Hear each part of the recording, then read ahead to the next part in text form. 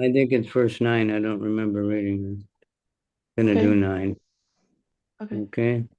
Esha nityo vyava vaya sukshma esha sarva shaya sudrit atmamaya gunar vishvam atmanam vijite prabhu. The living entity is eternal and imperishable because he is actually no beginning and no end. He never takes birth or dies. He's the basic principle of all types of bodies, yet he does not belong to the bodily category. The living being is so sublime that he is equal in quality to the Supreme Lord. Nonetheless, because he is extremely small, he is prone to be illusioned by the external energy, and thus he creates various bodies for himself according to his different desires.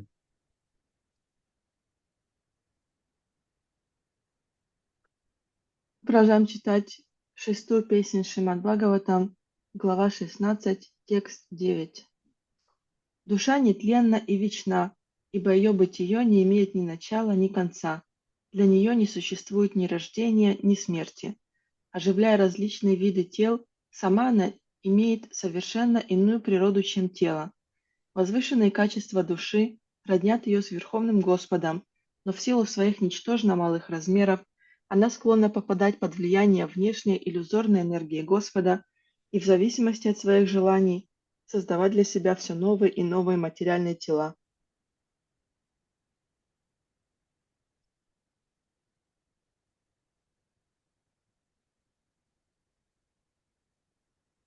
Purport by Srila Prabhupada. In this verse, the philosophy of Achintya Beda,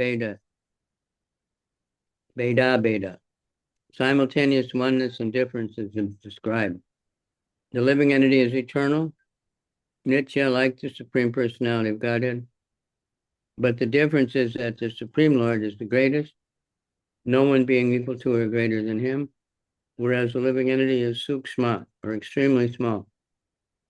The Shastra describes that the magnitude of the living entity is 1/10,000th the size of the tip of a hair. The Supreme Lord is all-pervading. Andantarasta Paramanu Chayantra Stam. Brahma Samhita. Relatively, if the living entity is accepted as the smallest, there should naturally be inquiry about the greatest.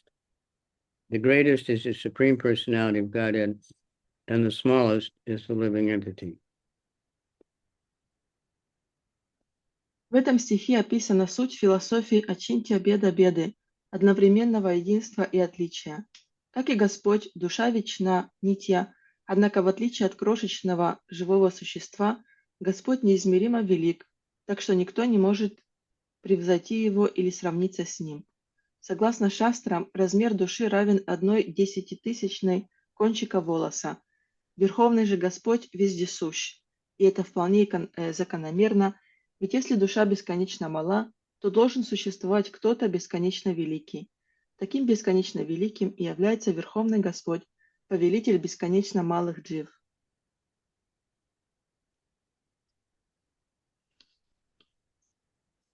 Another peculiar characteristic of the jiva is that he becomes covered by Maya, Anamaya Gunai, and he is prone to be covered by the Supreme Lord's illusory energy. The living entity is responsible for his conditioned life in the material world. Therefore, he is described as Prabhu, the master. If he likes, he can return home back to Godhead because he wanted to enjoy this material world. The Supreme Lord gave him a material body through the agency of the material energy. As the Lord says, Ishvara Sarva Bhutanam Rideshe Arjuna Tishtati Brahmayan Sarva Bhutani Yantra Rudrani Mayaya. The Supreme Lord is situated in everyone's heart, Arjuna, and is directing the wanderings of all living entities, who are seated as if on a machine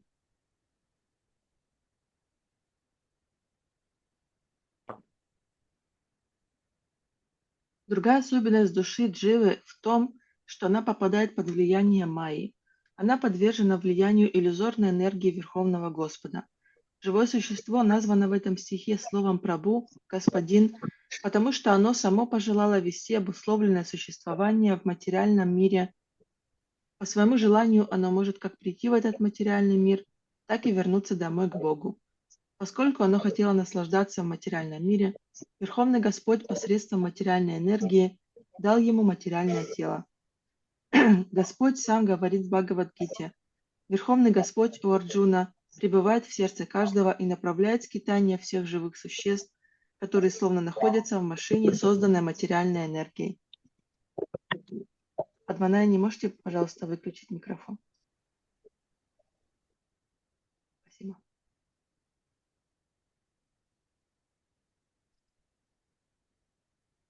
Supreme Lord is situated in everyone's heart and is directly wandering. The Supreme Lord gives the living entity a chance to enjoy it in this material world as he desires, but he openly expresses his own desire that the living entity give up all material aspirations, fully surrender unto him, and return home back to Godhead. Верховный Господь предоставляет живому существу возможность наслаждаться в материальном мире, как тому заблагорассудится, но в то же время сам он настоятельно рекомендует такому живому существу оставить все материальные устремления, полностью предаться ему и вернуться домой к Богу.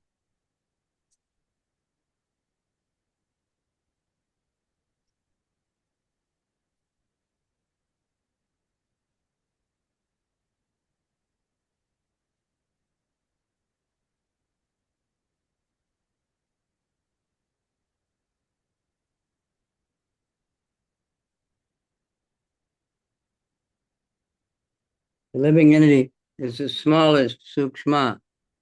Jiva Goswami says in this connection that the living entity within the body is extremely difficult for materialistic scientists to find. Although we understand from authorities that the living entity is within the body is different from the living entity. По своим размерам душа меньше самого малого, сукшма. В этой связи Джива Госвами объясняет, что ученым-материалистам не под силу обнаружить душу в теле, хотя ее присутствие в теле подтверждают все авторитетные источники. Тело ни в коем случае нельзя отождествлять с живым существом душой.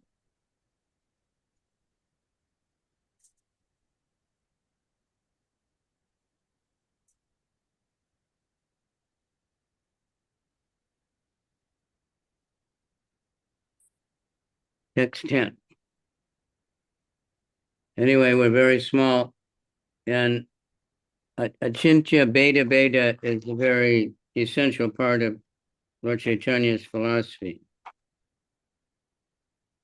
Так или иначе, мы очень малы, и Ачинтья Беда является главной частью философии Господа Чайтани. He used that to explain all the other sampradayas put together. Он это использовал для того, чтобы объяснить все сампрадаи. So it says in that purport that verse explains Achintya Beta Beta. It's something that without that we can't explain Lord Chaitanya's philosophy. We can't understand it at all. И дальше в комментарии объясняется это Ачинтья Беда, и говорится, что без этого мы не можем понять философию Господа Чайтани. Without accepting the Achintya Beta Beta, we're just nowhere. Без принятия Ачинтья Беда мы просто ничего не поймем. We're the same as Krishna, but different. He's huge and we're small. We have quality the same of eternity, birth, and knowledge, but in very small quantities, where Krishna has unlimited.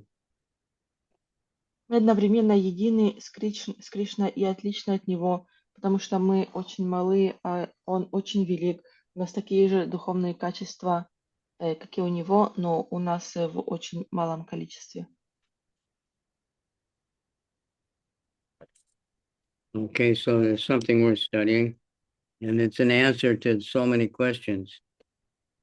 Это стоит What is it? изучить. What about this? What is this? Devotees ask. And it's all there in this Achintya Bheda Bheda Tattva.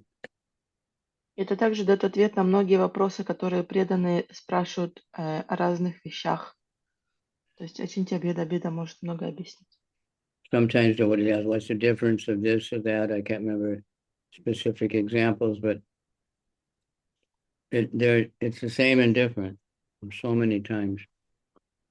Я не могу сейчас вспомнить конкретных примеров, но иногда преданные спрашивают, какова разница между тем и сем. Ну, то есть все это объясняется в Ачинтья Беда Беда, одновременно единство и различие. Okay, text 10. Nahi ya asyasti priya kaschin na priya swaparo piva eka sarva diyam drishta kartrinam gunadoshaya. For the living entity, no one is dear, nor is anyone unfavorable. He makes no distinction between that which is his own and that which belongs to anyone else. He is one without a second. In other words, he is not affected by friends and enemies, well-wishers, mischief mongers. He's only an observer, a witness of the different qualities of men. Текст 10. Само живое существо никому не относится с приязнью или ненавистью, и ничто не делит на свое и чужое. Оно едино и неделимо, а значит, действия его друзей и врагов, благожелателей и завистников никак не влияют на него. Живое существо просто безучастно созерцает проявления разнообразных склонностей окружающих людей. Report. As explained in the previous verse, the living entity has the same qualities as the Supreme Personality of Godhead, but he has them in minute quantities because he is a small particle, whereas the Supreme Lord is all-pervading and great. For the Supreme Lord, there are no friends, enemies, or relatives, for he is completely free from all disqualifications of ignorance that characterize the conditioned souls. On the other hand, he is extremely kind and favorable to his devotees, and he's not at all satisfied with persons who are envious of his devotees. As the Lord states himself in the Bhagavad Gita, Samoham sarvabhuteshu name dveshti srinapriya ye bhajanti tumam bhaktya maiteteshu chapyaham. I envy no one, nor am I partial to anyone. I am equal to all, but whoever renders service to me in devotion is a friend and is in me, and I'm also a friend to him. The Supreme Lord has no enemy or friend, but is inclined toward a devotee who always engages in his devotional service. Комментарий. Как было сказано в предыдущем стихе, живое существо обладает теми же качествами, что и Верховная Личность Бога, но в очень незначительной степени, поскольку представляет собой его микроскопическую частицу, тогда как сам Верховный Господь безгранично велик и вездесущ. У Верховного Господа нет ни друзей, ни врагов, ни родственников, ибо Он совершенно свободен от невежества, свойственного обусловленным душам. Тем не менее, Господь проявляет особую благосклонность к своим преданным и недоволен теми, кто ненавидит их. Он сам говорит об этом в Бхагавад-гите 9.29. «Я никому не питаю ни вражды, ни пристрастия. Я одинаково отношусь ко всем. Но тот, кто с любовью и преданностью служит мне, тот мой друг. Он всегда в моем сердце, и я ему тоже друг». Верховный Господь никому не испытывает привязанности или антипатии, но все же Он особенно благосклонен к тем, кто постоянно занят и преданным служением Ему. So how that works is explained also in chapter 4. Yayatamam prapadyante tam sataiva bhajamyam. That as they approach me, I reward them accordingly. Krishna reciprocates. If someone loves him and wants to dance with him and serve him, then he reciprocates in that way. And if someone wants to fight with him or try to kill him, then he'll fight with that person. He's giving what they want. Как это He doesn't работает? decide, О, he doesn't извините. decide on his own. He reciprocates. Как это работает, это также объясняется в 8 главе, где Кришна говорит, что он отвечает преданному ровно в той степени, насколько тот ему предается. То есть, если кто-то его любит или хочет с ним танцевать, то он отвечает ему взаимностью. Если кто-то с ним хочет воевать, хочет его убить, то он воюет с ним. То есть он всегда отвечает.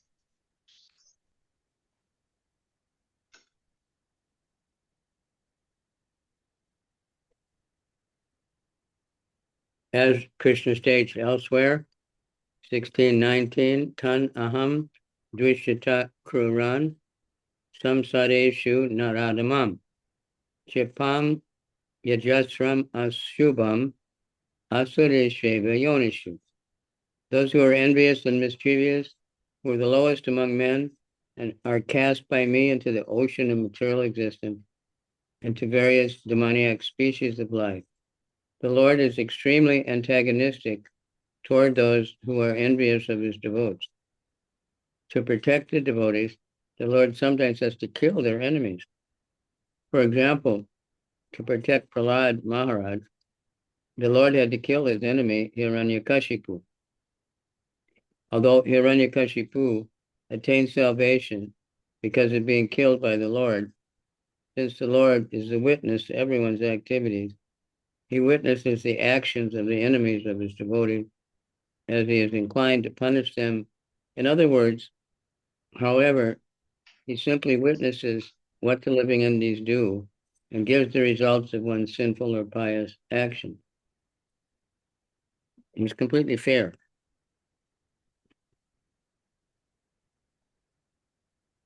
В другом стихе Гиты 16:19 Господь говорит: «Их, исполненных ненависти и злонравных, самых низких среди людей, я навеки низвергаю в океан материального существования, обрекая рождаться среди различных демонических форм жизни.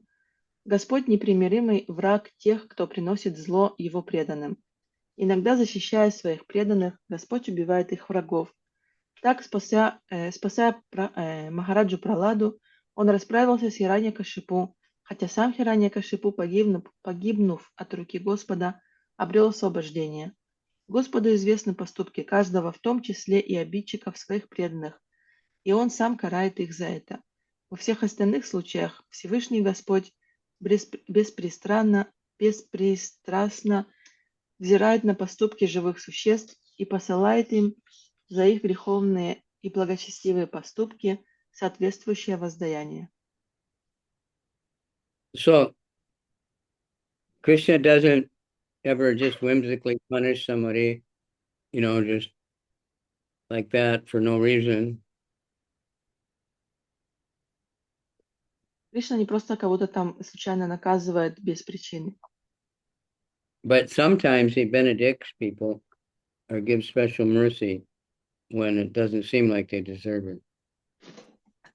Но иногда он дает людям благословение или особую милость, даже когда кажется, что они этого не заслуживают. And that's what he's especially doing now in the Kali Yuga, as Lord Chaitanya and Nityananda. He's just giving causeless mercy to everyone, no matter what kind of sinful past or pious or whatever. He doesn't care. He's just giving it freely. But someone has to take it,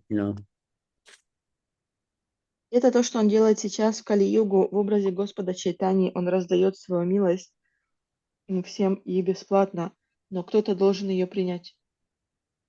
Krishna can't force someone to take the mercy, Кришна не if they может don't кого-то want. заставить принять эту милость, если они не хотят. But sometimes people who apparently were never thinking at all of, getting the mercy, they get it. Because they did some Agata Sukriti, or some devotee prayed for them, like Manala Kubar and Manigriva, Narada Muni blessed them. Something like that happens, and then Krishna will give even undeserving people special mercy. Иногда милость получают даже те люди, которые даже и думать об этом не думали. То есть они даже на это не рассчитывали. Это бывает из-за того, что они сделали какой-то агьята сукрити в прошлом, либо кто-то за них помолился, и таким образом Кришна пролил на них свою милость. So that's how he's equal to everyone. Таким But he образом, favors он, someone even accidentally does something devotional or helps a devotee or whatever, Krishna will give them all mercy. и хотя Кришна относится равно ко всем, но если кто-то даже случайно послужит ему или послужит его преданным, как-то поможет его преданным, то он одарит его своей милостью. So we should pray that we can somehow act in a way to get that mercy. Поэтому мы должны молиться, чтобы мы каким-то образом смогли получить эту милость. If someone just even thinks, I want to try to serve Krishna, I want to chant, I want to help devotees, then Krishna will accept it as you already doing it. Даже если кто-то думает, что он хочет послужить преданным, он хочет воспевать, то Кришна уже принимает это, как будто он уже это делает.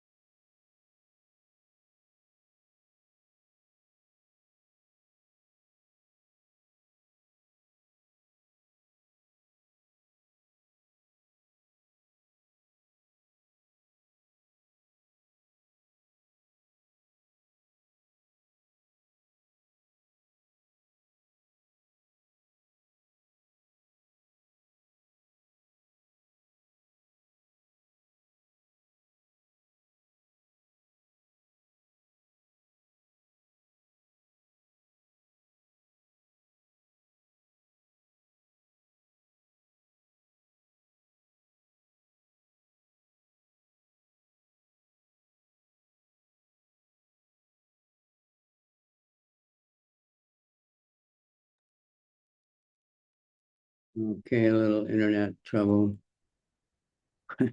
Double trouble. Okay.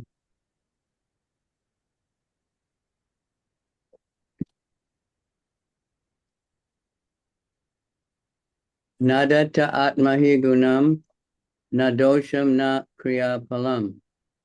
Udasinavad asina paravara drig ishvara.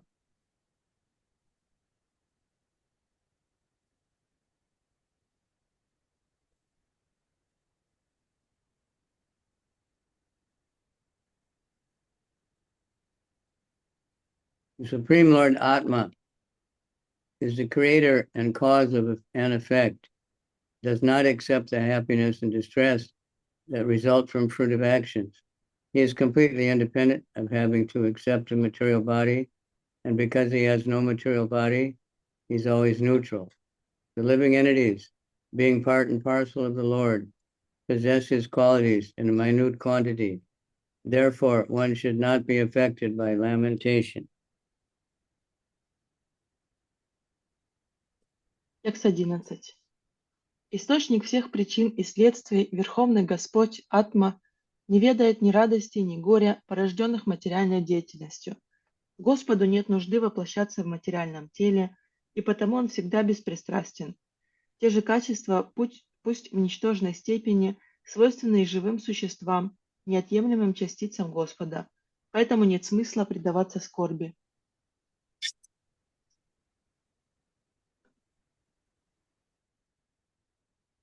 Purport: the conditioned soul has friends and enemies.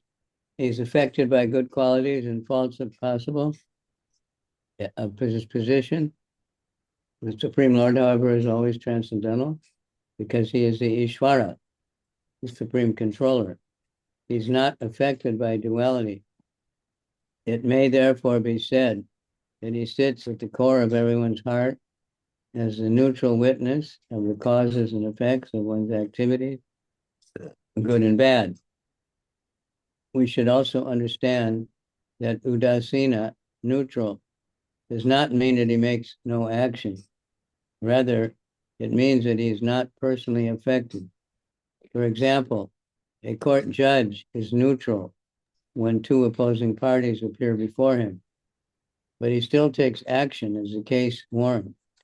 To become completely neutral, indifferent to material activities, we should simply seek shelter at the lotus feet of the Supreme Neutral Person. У обусловленной души всегда есть друзья и враги. Кроме того, она чувствительна к хорошим и плохим жизненным обстоятельствам. Однако Верховный Господь всегда трансцендентен. Будучи Ишварой, Верховным Владыкой, Он не подвержен двойственности. Поэтому можно сказать, что присутствие в сердце каждого, Он действует как беспристрастный наблюдатель мотивов и последствий наших благочестивых и греховных поступков. Здесь следует отметить, что слово «удасина» беспристрастный вовсе не означает бездеятельный. Оно лишь указывает на то, что лично на Господа никак не влияет происходящее в этом мире. Например, судья во время судебного разбирательства, не принимая сторону истца или ответчика, тем не менее выносит свое решение на основании закона. Обрести такое же безучастное и беспристрастное отношение к материальной деятельности можно только найдя прибежище у лотосных стоп Верховной беспристрастной личности.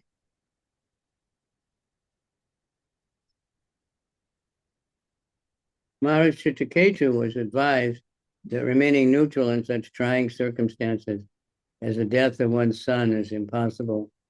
Nevertheless, since the Lord knows how to adjust everything, the best course is to depend upon him and do one's duty in devotional service to the Lord. In all circumstances, one should be undisturbed by duality. As stated in Bhagavad Gita, karman yevadikaraste na paleshu kadachana na karma pala hetubur mate sango swakarmani. You have a right to perform your prescribed duty, but you are not entitled to the fruits of action. Never consider yourself to be the cause of the results of your activities, and never be attached to not doing your duty.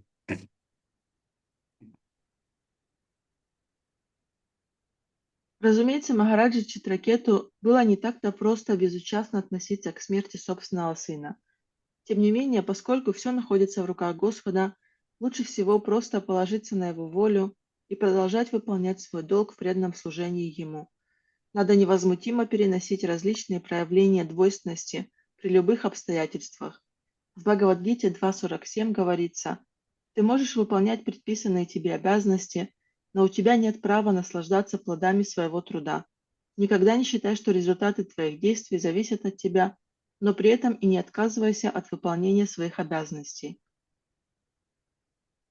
That verse is from the Gita. It's said to be one of the most misunderstood and misused verses in the whole Gita. Этот стих из Бхагавад-гиты, он самый неправильно понимаемый стих из Бхагавад-гиты. A lot of Indian people, they know the first line. Многие индусы, они знают первую линию, первое предложение этого стиха. You have a right to perform your prescribed duty. Ты можешь выполнять предписанные тебе обязанности. That's true. But you're not entitled to the fruits. You may get fruit, you may not. it's not yours, everything belongs to Krishna. И это правда, но дальше есть продолжение. Но у тебя нет права наслаждаться плодами своего труда. То есть плоды могут прийти, а могут и не прийти. Мы должны понимать, что все плоды нашей деятельности принадлежат Кришне. Never consider yourself to be the cause of the results of your activity. Никогда не считай, что результаты твоих действий зависят от тебя. That's the general way we feel. I did it. I worked hard, so I'm a rich man. I did this. I practiced. I did it. I did it. I did it. Так But мы behind обычно, the effort to do it and all those things, it's coming from Krishna. мы так обычно считаем, что я это сделал, я так тяжело работал, теперь я богатый человек, я старался, я это все сделал, я сам. Но мы должны понимать, что за всеми этими действиями также стоит Кришна. And never consider yourself to be the cause of the results of your activities. And don't be attached to not doing your duty. That can happen also. I don't want to do it. Никогда не считай, I'm not responsible for the results, so I won't do anything and I'll just take whatever comes. That's also wrong. никогда не считай, что результаты твоих действий зависят от тебя, но при этом и не отказывайся от выполнения своих обязанностей. Это также неправильно интерпретируют. Люди думают, что раз и результаты мне не принадлежат, то тогда я и делать это не буду. То есть, придет то, что придет, не придет, ну и черт с ним. И я не буду выполнять эти обязанности. Но тут говорится, но при этом не отказывайся от выполнения своих обязанностей.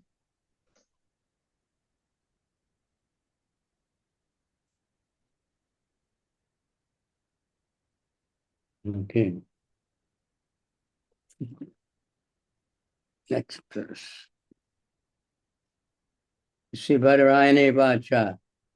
It udirya gato jivo gatayas tasya te sada. Vismita mumuchu shokam chitvatma sneha shrinkalam.